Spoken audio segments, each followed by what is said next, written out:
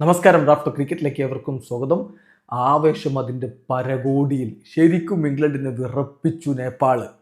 അവസാന ഓവറിൽ നേപ്പാളിന് വിജയിക്കാൻ വേണ്ടത് 10 റൺസായിരുന്നു. പക്ഷേ സാം കരൺ വെറും 5 റൺസ് മാത്രമാണ് വിട്ടുകൊടുത്തത്. അങ്ങനെ 4 റൺസിന് ഇംഗ്ലണ്ടുകാർ രക്ഷപ്പെട്ടു പോയിരിക്കുന്നു.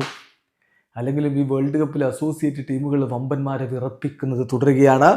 ഇംഗ്ലണ്ട് ഇതാ 4 റൺസിൻ്റെ രക്ഷപ്പെടൽ.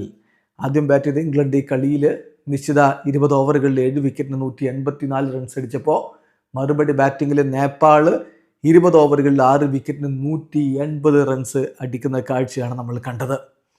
മത്സരത്തിൽ ഇംഗ്ലണ്ടിൻ്റെ ഓപ്പണർ ഫിൽസാൾട്ട് ഒറ്റ റൺസിന് മടങ്ങി. വെറും 5 റൺസാണ് അപ്പോൾ അവരുടെ സ്കോർ ബോർഡിൽ ഉണ്ടായിരുന്നത്. പിന്നാലെ ജോസ് ബട്ട്ലർ 17 പന്തിൽ 26 റൺസ് അടിച്ചിട്ടാണ് മടങ്ങിയത്.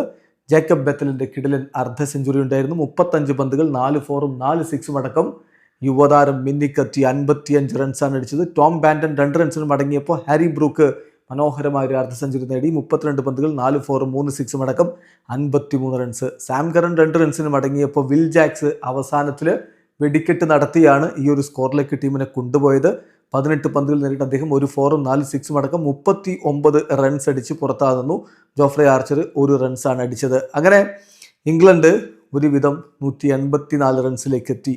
അതാണ് അവരെ ഒടുവിൽ വിജയത്തിലേക്ക് കൊണ്ടുപോയത്. നേപ്പാളിൻ്റെ കാര്യത്തിൽ അവരുടെ ഓപ്പണിംഗ് വിക്കറ്റ് കൂട്ടുകെട്ടിൽ അവർ 37 റൺസ് അടിച്ചിട്ടുണ്ടായിരുന്നു. ആസിഫ് ഷെയ്ഖ് 9 പന്തിൽ നിന്ന് വെറും 7 റൺസ് എടുത്താണ് മടങ്ങിയതെങ്കിലും മറുഭാഗത്ത് കുശാൽ ബോട്ടൽ മികച്ച രൂപത്തിൽ തന്നെ ബാറ്റ് ചെയ്തു. 17 പന്തിൽ 4 ഫോറും 1 സിക്സും അടക്കം അദ്ദേഹം 29 റൺസ് അടിച്ചു. ക്യാപ്റ്റൻ രോഹിത് പൗഡൽ 34 പന്തുകൾ 2 ഫോറും 2 സിക്സും അടക്കം 39 റൺസ് അടിച്ചു. ദീപേന്ദ്ര സിംഗ് ഐറി ശരിക്കും ഇംഗ്ലണ്ടിനെ വിറപ്പിച്ചു. ആദിൽ റഷീദിനൊക്കെ എടുത്തിട്ട് അലക്കി. പക്ഷേ ഡ്രിങ്ക്സ് ബ്രേക്കിന് തൊട്ടു പിന്നാലെ സാം കരൻ്റെ പന്തിൽ ബാൻഡൻ പിടിച്ച് അദ്ദേഹം പുറത്തായിടത്താണ് നേപ്പാളിന് ഒരു മൊമെൻറ്റം നഷ്ടപ്പെട്ടത്. 29 പന്തിൽ 6 ഫോറും 1 സിക്സും അടക്കം അദ്ദേഹം 44 റൺസ് അടിച്ചു.